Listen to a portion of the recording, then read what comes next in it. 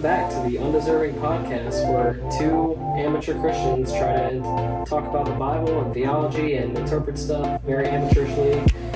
You haven't heard from us in a while, I know, sorry about that, but I'm Bryan. And I'm Josh. Welcome back. Josh, how the heck are you, man? I'm good, man, I'm good. Just doing life, working at work, and that's about all I do. I don't have much of a life, I suppose. Ouch. How about you, Woody? What's been new with your life, man? Not a whole lot, dude. I finished the semester recently.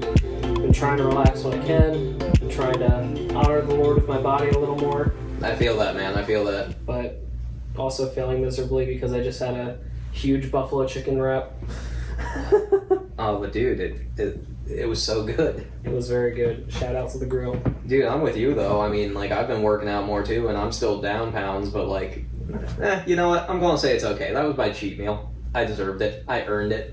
You earned it. I earned it. You earned yours. I know you've been working harder. All we earned is wrath, Josh. But, dude, you played Ring Fit Adventure. I did. I got Ring Fit Adventure, guys. It is not a joke. That game is not for amateurs. And you said it's literally just an RPG and a workout game all in one, basically? Yes, it's basically, it gives you levels, and you progress through the levels by either running or doing squats, because if you want to do it silently, you can turn on doing squats, which is what I do. And then you use the Ring Fit to shoot out energy beams throughout the level, kind of like a workout charged gun. Yeah. YouTube's going to demonetize me because I mentioned something that fires metal projectiles now. But yeah, then occasionally you'll run into enemies, and then you have to defeat those enemies by actually doing workouts, and depending on how effective your workout is, defeat the enemies. Can you imagine in a video game trying to beat your enemy and it doesn't do anything, and his response is just, "Do you even lift, bro?" That's kind of the vibe of some of the boss of the game. He's just he's basically bragging about how much more ripped he is than you. I'm like, all right, that's hurtful. Come at me, meathead. But yeah, no, it was intense. I finished the first world today, beat the first boss, and I was aching and sweating. It was wow, I did not think this game would be that intense. Hey, that's good, man. That's good, though. Mm-hmm. Willie, what are we talking about today? I think this is going to be a first for us. Yeah, so we decided, because we don't have any other ideas, because you guys don't send us suggestions. That's not true. The one dude did comment some ideas. Right. Yes, that's right. But that's one person out of all 12 of you. Come on. It's only less than 10%. I expect more from you. But yeah, we're going to be starting a brand new series where we are going to be going through the book of Hosea. We're going to be doing this chapter by chapter, and just talk about what God is saying through this book, the implications, the theological meanings, what it means for us today. Yeah. But yeah, we're going to do this chapter by chapter. Today we're going to start with, obviously, chapter 1. Right. But we're also going to kind of dive into the context of this book. Because if you look at a lot of the Old Testament stuff, to interpret it properly, you kind of have to be familiar with the context surrounding it. Well, in all fairness, any book in the Bible, you should probably know the context. That's true, but I would say especially for the Old Testament. Yeah, because not only is it farther removed from Christians than the New Testament is, but it's also a very different religious mindset at that point in time. Yes. But Hosea is a fantastic book of the Bible. It's super rich in theology. It really shows the heart of God's character. And yeah, I'm really excited to dive into this. But let's talk a little bit about Hosea, the book, and why it was written, who it was written to, the occasion, all that fun stuff. Get all that out of the way first. Right. So the book of Hosea is a book of the minor prophets. So for those of you who don't know, the Old Testament is divided up into the Torah, the historical books, the wisdom literature, prophets, and minor prophets. Not meaning that Hosea was less important than the other prophets, it just means that these are generally shorter than the regular prophets. Yeah, the minor prophets have a lot of really good things to say. It's just that compared to some of the other big-time prophet dudes like Isaiah and Jeremiah, their books are relatively short. Right. So, I think we should get the more technical stuff out of the way first. So, the author, it was Hosea. Hosea was appointed by God, obviously, during the right before the Assyrian takeover of northern Israel. So, for those of you who may not know, Israel, after David's reign, split into two different kingdoms. After Solomon's reign. After Solomon's reign, because of David's sin. That's what I meant. Yeah, David's sin is ultimately what. Well, I think it was a mixture of David's sin, but then the fact that Solomon himself was also, Solomon didn't live the most righteous life either. No. But basically, the main reason why the kingdom split is because when Jeroboam the First started ruling over Israel, he basically started ruling people pretty much with an iron fist, and Rehoboam, I think, maybe it was the opposite. I think it was So Rehoboam was Solomon's son when he took over as king. Yes, I'm sorry, Rehoboam was the one Yeah, who ruled with so an iron fist. What had happened was pretty much all of Israel during Solomon's time was involved in some way in the construction of Solomon's temple for God. And this thing was luxurious. If you ever have the chance, go back to is that in First Kings? I think it's in First Kings, but read the description of the temple. It was ridiculous. Probably a multi-billion-dollar building in today's money, but it was a really hard job to get done. So when Solomon passed away and his son took over, the people were tired, and he asked his advisors, which were a lot of older people and a bunch of guys his age, do you think we should give them a break, or do you think I should work them even harder? And for some reason, he listened to the younger guys who said, no, work them even harder. All that just to say, he was pretty dumb, and then the kingdom ended up splitting into what we refer to as the northern kingdom of Israel and the southern kingdom of Judah, which I think was just Rehoboam and the clan of Judah. And was Benjamin with them too? Or was it completely just Judah? I think it was just Judah. Okay. Maybe Benjamin was, I'm not sure. So it was basically like the majority of all of the tribes of Israel formed the northern kingdom and became just known as Israel, and then there was Judah, or maybe Judah and Benjamin, I can't remember, as the southern kingdom. Yeah, and to keep the people split, I think it was Jeroboam the second, maybe it was Jeroboam the second, Jeroboam the first. I always get confused with those two. But basically they put this, they didn't want Israel and Judah ever coming back together. So they did this political thing where they started to incorporate these temples and put false gods in these temples to keep the people from going back to Jerusalem every year to sacrifice to Yahweh. Right. So that way the kingdoms would stay divided. But you see in Hosea that there's one of the biggest things throughout this book is this idea of syncretism. Right. So syncretism is this aspect of incorporating the practices of other religions and other gods into the worship of Yahweh. Right.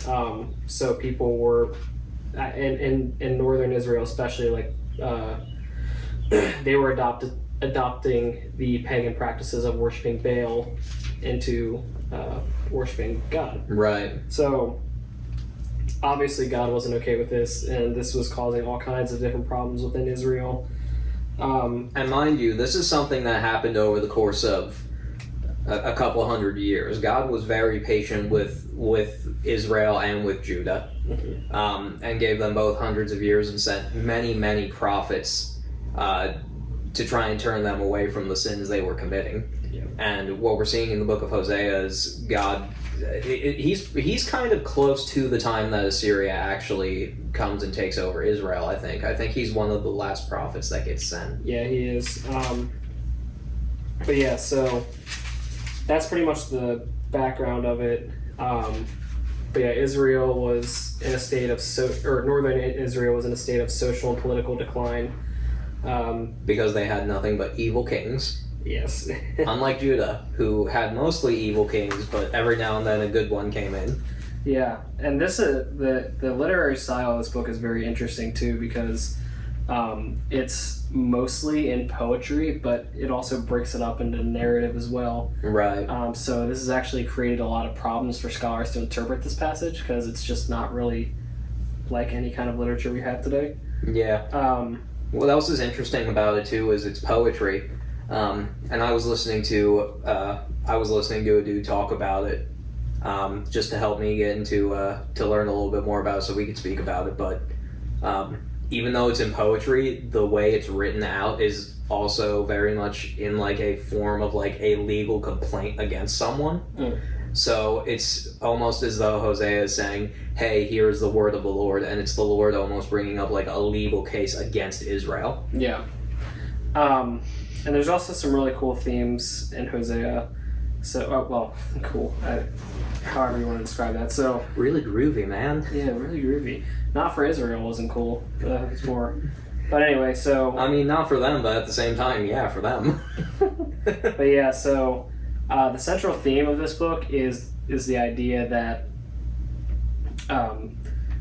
so Israel was breaking covenant with God. Right. And so God is bringing back all the times in the past where he has been faithful when Israel has been so unfaithful. So bringing them out of Egypt, bring them out of the wilderness and settling in Canaan. But, they had made themselves out to, as God described them, as being whores. Like they chased after other gods and gave themselves up to Baal, to Asherah. And he was basically they pursued after other lovers, right, and forsook God, who was always faithful to them. So this book is, like you said, God is bringing a charge against Israel, but he's also bringing hope in the sense that he will bring out a remnant of Israel, and those who are called not his people will become his people, and those who who say that he is not their God will call him their God. So it's looking forward to the messianic hope, which we see obviously through Christ, that people outside of the covenant, out of Israel's covenant, will be brought into God's family. So yeah, Hosea is just a really beautiful book that showcases both the idea of God being just and being somebody who will bring justice upon wrongdoing, but also at the same time showing how merciful and compassionate he really is. So it's a really great book for being able to see both sides, like both those different characteristics that God has fully intertwined. Yeah. So in my Reformed Study Bible, they have like a... Reformed Study Bible? Shut up. I'm sorry. So they have an introduction for every book. One of the subheadings in every book is always Christ in this book. So this one says Christ in Hosea, and I just want to read this really quick. So, and by the way, the Reformed Study Bible is R.C. Sproul's commentary, so it's going to be good. Anyway, so it says Christ in Hosea. Within the book of Hosea, Christ is perhaps most evident in the much-discussed passage of 11:1. Out of Egypt I called my son. Where Israel failed in her faithfulness to God, Christ prevails as the true son of Israel. He has not only paid the penalty for our constant spiritual whoredom, but he has also been the perfect lawkeeper and therefore offers the positive righteousness demanded by God's holy law. His work as Messiah brings out the final restoration of the people of God. Nice. Yeah. That is nice. So... How much did you say that cost again? Don't ask. $70. I wouldn't... I know a lot of people are going to get... some people might get up in arms about it, but I would never call myself, like, over reformed or super reformed like you, Woody, but I would probably buy that Bible and enjoy it. It's great, dude. I mean, the commentary is just so good in here. Sproul was an amazing theologian, so I really hope my wife is somewhere listening and getting ideas for Christmas. as she's back there. Oh man, but yeah. So, I'd say yeah. Unless you have something else to say, let's just jump right in. Yeah, awesome. So how do you want to do this? Do you want to read the chapter as a whole, and then we'll go ahead and because chapter 1's pretty short, so we could probably read the whole thing and then go back and read through it. Yeah, so we're gonna end at chapter 1 today. At the end of chapter 1 today. So cool. This will be a shorter episode, maybe, unless we have a lot to talk about. We'll see. Gotcha. But yeah, so I can just read it and then we can go from there. Yeah, go for it.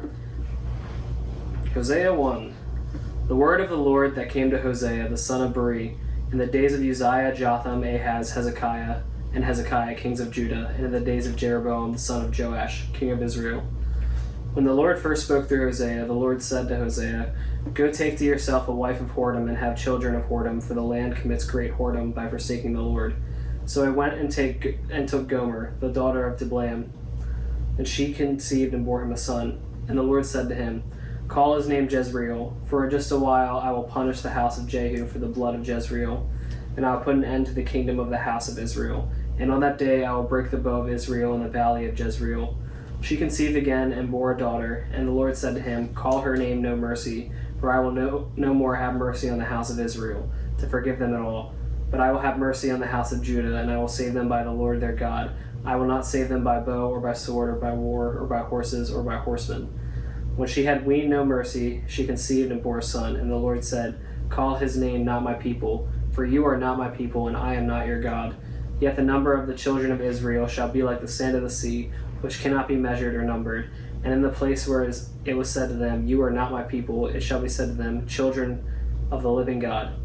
And the children of Judah and the children of Israel shall be gathered together, and they shall appoint for themselves one head, and they shall go up from the land, for great shall be the day of Jezreel. Nice. So that's chapter 1. So I think we'll talk about the big thing right here. Like, yes, for those of you who haven't read the book of Hosea before, God told him as a prophet to marry a prostitute. And that was very much on purpose. It was meant to be an example, almost like an allegory, not maybe an allegory, but like basically an idea of like just how God is holy and a prophet is considered like a holy person. Mm-hmm. You know, Israel was meant to be like a wife to God, you know, his set apart one, and Israel kept running off and prostituting itself to all these other gods, and that's what his wife Gomer was doing. She was a prostitute by trade, so even though she was married, she was still going out and sleeping with all these other men. Well, what's interesting too is that I should have mentioned this when we were introducing the book, but Hosea is a book that's very keen on using imagery, more so than a lot of books in the Bible do. So there come some interpretive issues with some aspects of this book. So like obviously we know that God, with God's character and how he desires his children to marry, is to marry someone of like good integrity and of good of good reputation. Like you read the book of Proverbs, it very much warns against chasing after women who will lead you to destruction.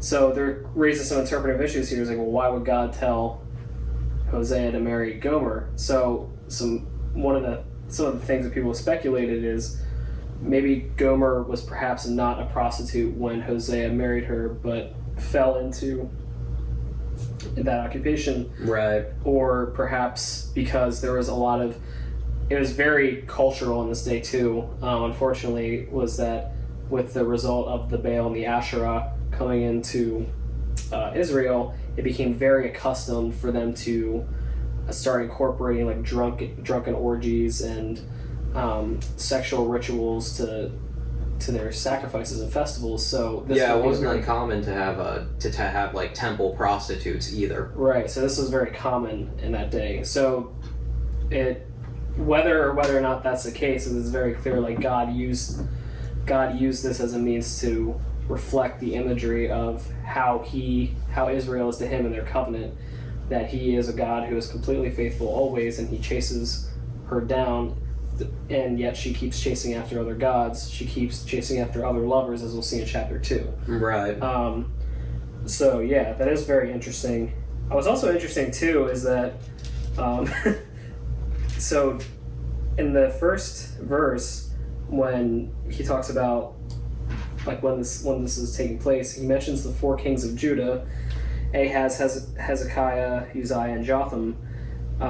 But he only mentions Jeroboam when talking about the kings of the northern kingdom. But Jeroboam was not the only one who was reigning during this time. Right. Some people have also speculated that the other kings were just so wicked they weren't even worth mentioning. So I thought that was interesting. But yeah, so now I'm trying to read this, and I'm imagining. Well, it doesn't really say, at least not in the first chapter. It's been so long since I read this, but the children that they have. Yeah. I think. Now, are these all Hosea's children that he had with her, or are these from her affairs outside of him? Yeah, that's a really good question, because a lot of people, like Sproul mentioned in his commentary, people argue about this because the pronoun that's used in the Hebrew makes it difficult to understand, like, if these were actually his children or not. And, right. I think there's an implication they are his children, but some people argue that they weren't, but there's not really evidence that they aren't. Yeah, because I've heard people say that that they aren't, because he's given them pretty negative names. Like any of the ones that have the negative names. So like No Mercy, whose name in Hebrew would have been Lo Ruhama. Yeah, Lo Ruhama. And her brother, or what would his name be? Lo Ami or something, or Lo Amai. Lo Ami is not my people, and I am not your God. Well, that I don't really see one in here for that, but so going back to what you were just talking about, Josh, so Sproul pointed out that the reason people think that Hosea may not be the father is because the pronoun is omitted in verse 6 through 8, the pronoun him. But he also says the absence does not necessarily imply that Hosea is not the father there also, since the indirect object may be implied. Right. So it's hard to know for sure, but they were probably his children. Yeah. If I had to guess. But yeah, so something I also thought was kind of interesting is in verse 4. Sorry, I'm just trying to find it real quick. So when he says, I will punish the house of Jehu for the blood of Jezreel, and I will put an end to the kingdom of the house of Israel. Right. So another background here too. So King Jeroboam II was from the house of Jehu, and the reason why he says that I'll punish them for the house of Jehu for the blood of Israel is because Jeroboam II's dynasty was basically through a bloodbath at Jezreel. So it was through a bunch of violent affairs, and that's why he said he was going to punish them for that. So right. A little interesting tidbit there.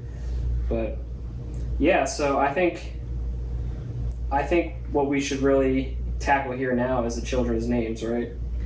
Yeah, because there's a lot that God is trying to communicate through that. Yeah.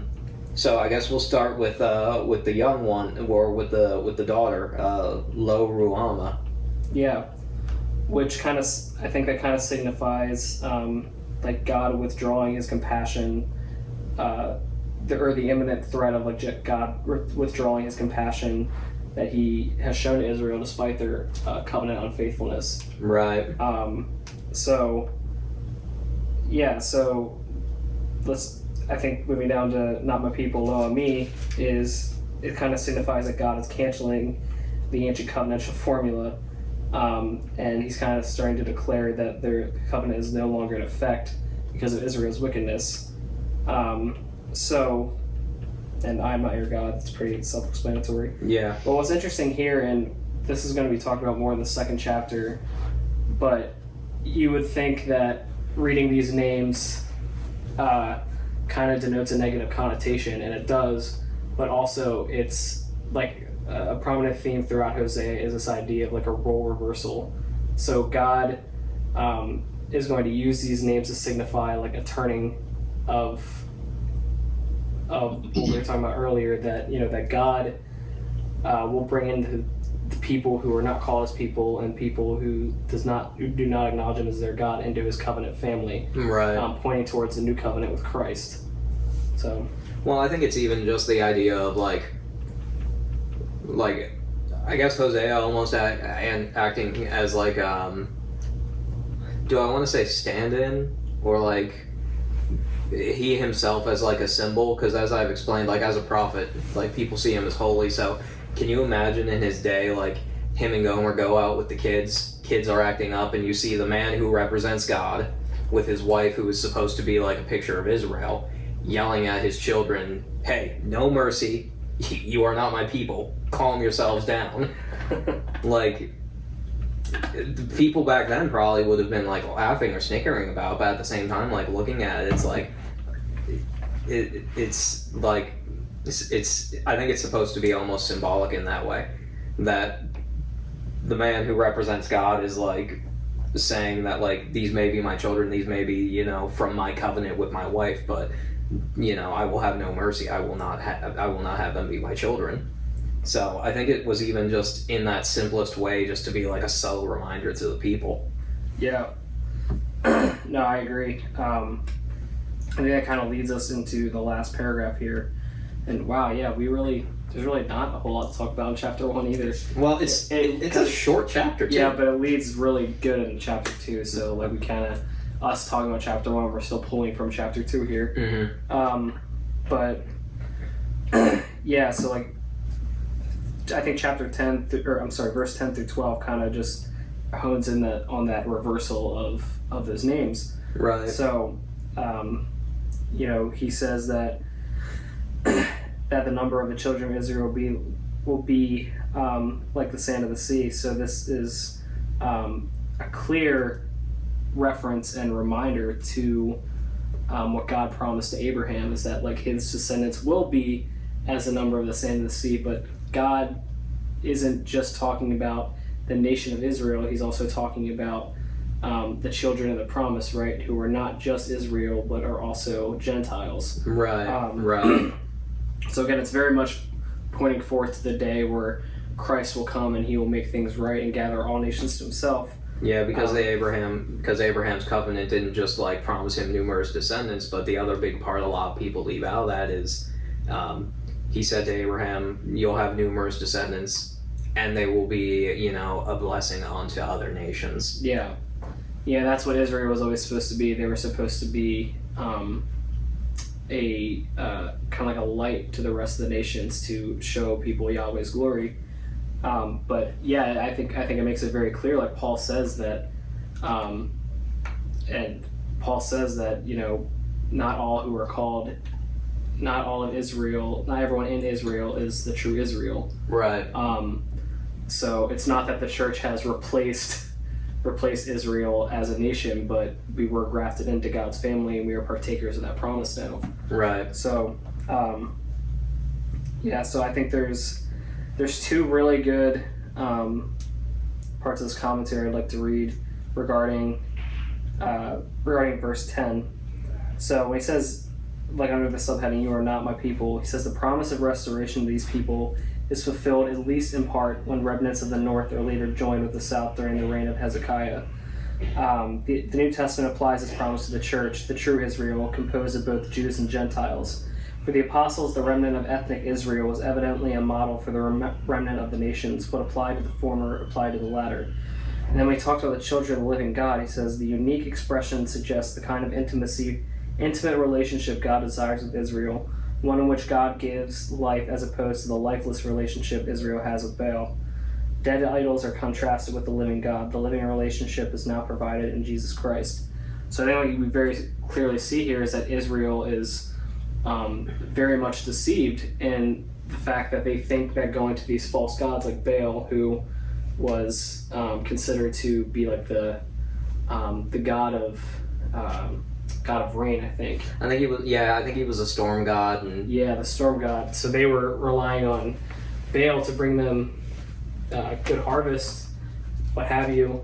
And we know that even the rain falls on the just and the unjust, as is quoted in Matthew. So God still gave Israel the sustenance they need and the blessings that they needed to survive and to get through life. But at the same time, it wasn't because he was happy with them, because he was obviously very displeased with them, but they mistook the kindness and the forbearance of God, which was supposed to bring them to repentance, for the things that Baal was offering them. So again, like, they were very much putting their faith in false dead idols who could not hear, talk, see, but we're not giving true reverence to the living God who is supplying everything that they need. Right. And then looking at verse 11 too, the children of Judah and the children of Israel shall be gathered together, and they shall appoint for themselves one head, and they shall go up from the land, for great shall be the day of Jezreel. I know a lot of people who look at this verse and say, who look at it as a messianic thing, and my Bible has a point on this too, but it says, the hostility between the children of Judah, or the southern kingdom, and the children of Israel and the northern kingdom has a long history. And then for anybody who's interested, it says read 1 Kings 12, verses 16 through 24. Shall be gathered together is passive. A force outside of Judah and Israel is operative, i.e. God keeps his promises to Abraham. However, this did not happen in Hosea's time. The prophecy points forward, possibly to the Messianic age, when the people would be in such agreement that they would appoint for themselves one head. Their reconciliation is depicted in their following of the same leader. While it is not explicit here while it is not explicit here what form of this reconciliation would take, the text views the judgment at Jezreel as working toward that glorious experience. For great shall be the day of Jezreel. So there's a lot of people who would look at that, like I said, as messianic, and coming to this time where when Christ does finally return and takes complete control, well, he has complete control of the earth, but you know what I mean, but like when he comes back, just this idea that like everybody will finally worship him whether they like it or not, and you know, for those of us who chose him, or you know, whatever you want to say, before that final judgment, like there will be rejoicing, and we will all be, you know, brothers and sisters in that way. Yeah. I think verse 11 can definitely be taken in a literal sense and eschatological sense, like you just said, knowing that, you know, the reunion, the ultimate reunion will take place under Christ. But also, I think this is, in a literal sense, this is talking about how Israel and Judah will come back from the exile. There will be a remnant from the northern kingdom and a remnant from Judah that will come back and will be restored to their land. But yeah, so I agree with you there. I think that's good. But, yeah. I mean, chapter 1's pretty short. I don't really have much else to say about it, but I don't either. So yeah, well, we've got about 10 minutes to kill. Well, I think we should just end it there. Sounds good to me. We don't need to waste people's time. Hey, dude, if they're listening to our podcast, aren't they already wasting time? That's true. You chose to listen to You chose this. But yeah, I think next episode we'll go to chapter 2. Sorry for the shorter episode. This is very much like an introduction chapter, so not a whole lot to talk about. Well, there is a lot to talk about, but we don't want to bore you with all the technicalities and details. So next week, we'll go to chapter 2. We will give our thoughts, bring you some theology, and go from there. Yeah. So I guess with that, we'll say we are signing off for the day. So if you have any questions, concerns, comments, put them down in our YouTube comments. If you want to get in contact with us with any of those questions, comments, concerns, prayer requests, any of it, undeservingpodcast@gmail.com. We're on Facebook at Undeserving Podcast. Or are we just Undeserving? I think we're just Undeserving on Facebook. I think the tag is Undeserving Podcast, so like the at. Yeah. So we're on Instagram, right? the Instagrams, yes. We are on the Instagrams. I don't know how often we actually check said Instagrams. Not often. yeah, I kind of forget that we have it. But other than that, thanks for listening, guys, and we look forward to being able to go through the book of Hosea with you guys. Until next time, I'm Josh. And I'm Bryan. Have a wonderful day. Hey guys, glad you stuck around to see if there was anything worthwhile. We'll try and make it worth your while. Also, if you want to watch any more videos from the Undeserving Podcast, you can click right here, or just go on our channel.